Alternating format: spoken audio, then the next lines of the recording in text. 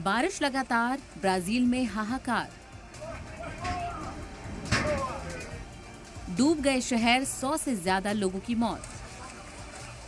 हर ओर पानी ही पानी, लाखों लोग बेघर। हर ओर हाहाकार, सैलाब से आई तबाही।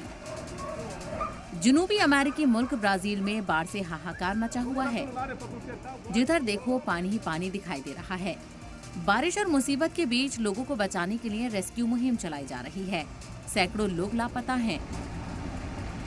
2,30,000 से ज्यादा लोगों को अपना घर छोड़ना पड़ा है। इन तस्वीरों को देखिए, इंसान तो बाढ़ से बचकर निकल गए, लेकिन सैकड़ों की तादाद में बेजुबान कुत्ते बाढ़ से बचते हुए एक ऊंचाई वाले कमरे में जान बचाने के लिए घुस गए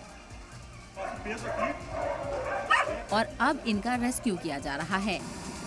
इन तस्वीरों को देखिए, ब्राजील के शहर रियो की तस्वीरें हैं। एक घोड़ा अपनी जान बचाने के लिए एक छत पर खड़ा है। कोई उसके आसपास नहीं है।